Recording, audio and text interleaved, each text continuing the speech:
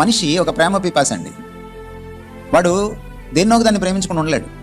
ఇది మనిషి సమస్య. దేవుణ్ణి ప్రేమించలేదనుకోండి, నేను మీకు విశ్వాసం గురించి ఒక సత్యం చెప్పాను కదా, దేవుణ్ణి విశ్వసించకపోతే ఏదో ఒక పనికి మళ్ళీ దాన్ని నమ్ముతామని. ఇది కూడా అంతే, ప్రేమ కూడా అంతే. నువ్వు దేవుణ్ణి ప్రేమించకపోతే ఏదో ఒక పనికి మళ్ళీ దాన్నో ఏదో ఒక పనికి మళ్ళీ వాడినో నువ్వు నమ్మేస్తావు, నువ్వు ప్రేమించేస్తావు. You cannot but love, that's human nature. అందుచేత దేవుణ్ణి ప్రేమించడం నేర్చుకుంటే అందరినీ సరిగా ప్రేమిస్తాం, పనికి మళ్ళీ వాటిని ప్రేమించాం. చూడండి, మానవ లోకంలో ఇప్పుడు ఈరోజు నా నడుస్తున్న తీరు ఏమిటంటే, మనం డబ్బుని వాడుకోవాలి, వస్తువుల్ని వాడుకోవాలి, మనుషుల్ని ప్రేమించాలి. కానీ ఈరోజు మానవ సంబంధాలు ఎలా ఉన్నాయంటే, మనుషుల్ని వాడుకుంటున్నాం, డబ్బుని ప్రేమిస్తున్నాం, వస్తువుల్ని ప్రేమిస్తున్నాం. చాలాసార్లు మీ కార్ని ప్రేమించినంత మీ భార్యని కూడా మీరు ప్రేమించరు. చాలామంది భార్యలు వాళ్ళ ఇంట్లో కుక్క పిల్లని ప్రేమించినంత వాళ్ళ ఆయన్ని ప్రేమించరు. చాలామంది భార్యలు వాళ్ళ పట్టు చీరని ప్రేమించినంత వాళ్ళ ఆవిడని ప్రేమించరు. చాలామంది భార్యలు వంట లెక్కను ప్రేమించినంత వాళ్ళ సొంత అక్కను కూడా ప్రేమించరు. ఇది ప్రాబ్లం.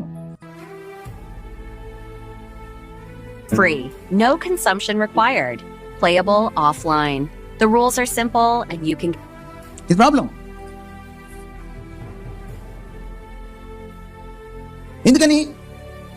ఎందుకు భర్తలు భార్యలను ప్రేమించలేకపోతున్నారు, భార్యలు భర్తలను ప్రేమించలేకపోతున్నారు? ఎందుకంటే ప్రేమకు మూలమైన వాడిని, ప్రేమకు మూలాధారమైన వాడిని ఎవరిని తీసేస్తే ప్రేమ చచ్చిపోతుందో ఆయన్ని ప్రేమించడం చేత కానప్పుడు ఇంకెవరిని ప్రేమించడం సరిగ్గా చేత కాదు మనకి.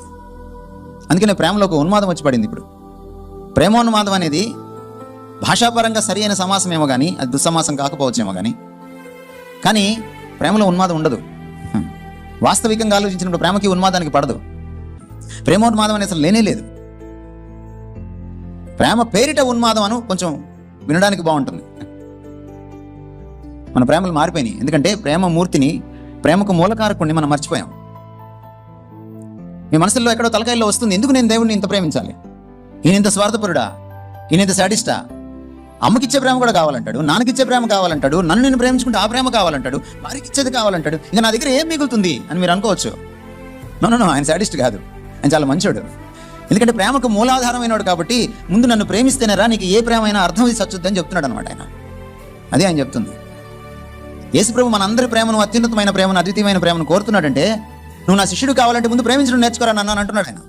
ఎందుకంటున్నాడంటే, అక్క కంటే, అక్క చెల్లెండ్ర కంటే, అన్నదమ్ముల కంటే ఎక్కువ నన్ను ఎందుకు ప్రేమించమంటాడంటే, నన్ను ప్రేమిస్తేనే నువ్వు వాళ్ళని సరిగా ప్రేమించగలవని. అమ్మా నాన్న కంటే ఎక్కువ నన్ను ఎందుకు ప్రేమించమంటా అంటే, నన్ను ప్రేమిస్తేనే నువ్వు వాళ్ళని సరిగా ప్రేమించగలవని.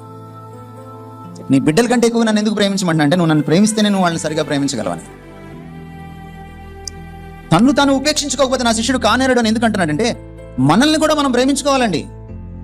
ఎప్పుడైతే మనల్ని మనం ప్రేమించుకోవడం జీరో అవుతుందో మీకు ఒకటే మిగులుతుంది, ఆత్మహత్య. మనిషి ఎందుకు ఆత్మహత్య చేసుకుంటారో తెలుసా? మీరు సైకాలజిస్టులను అడగండి. when he loves himself zero he commits suicide. అది పురుషుడైనా, స్త్రీ అయినా, అమ్మాయి అయినా, అబ్బాయి అయినా ఆత్మహత్య ఎప్పుడు చేసుకుంటారంటే, తమను తాము ఇక ప్రేమించుకోవడానికి ఏమీ లేనప్పుడు, సున్నా అయిపోయినప్పుడు తమ ప్రేమ, ఈ స్వీయ ప్రేమ, వాళ్ళకి ఆత్మహత్య చేశారని. అందుకని క్రీస్తును ప్రేమించిన వాడు నెవర్ కమిట్స్ సూసైడ్. ఆత్మహత్య చేసుకోజాలడు, చేసుకోలేదు. ఈ క్రిస్టియన్ సైకాలజీ మీకు అర్థం కావాలి. అందుకని ప్రభువుని ప్రేమించడం ఆశీర్వాదకరం. అది ఆయనకు ఆరాధనే కాదు, నాకు ఆశీర్వాదకరం. మనం ఏమంటున్నాం తెలుసా? నాకు ఆశీర్వాదం ఇస్తే నిన్ను ఆరాధిస్తానంటున్నాం. No, the reverse is true. నిన్ను ఆరాధిస్తే నాకు ఆశీర్వాదం. ఈరోజు దరిద్రం ఏమిటంటే, క్రైస్తవ ఆరాధనలో నన్ను ఆశీర్వదించు, అప్పుడు నిన్ను ఆరాధిస్తా. ఆయన ఆశీర్వదించకపోతే, మేలు చేయకపోతే నువ్వు ఆరాధించవా? నిన్న నేను చెప్పాను మీకు, హబక్కూకు ఎట్లా ఆరాధించాడు. ఆ నిజమైన ఆరాధన ఏమిటో తెలుసా? మా దేవుడు మమ్మల్ని రక్షించుటకు సమర్థుడు, ప్రజా నీ ప్రతిమకు మొక్కం. ఒకవేళ మా దేవుడు మమ్మల్ని రక్షించకపోయినను మేము ఆయన్నే ఆరాధిస్తాం, నిన్ను పూజించాం, ఆయన్నే పూజిస్తాం. దిస్ ఈజ్ ఆరాధన. మీ పాటల్ని తిరగరాసుకోండి. ప్రభువుని ప్రేమించడమే ఆశీర్వాదం, భక్తి ఆశీర్వాదం.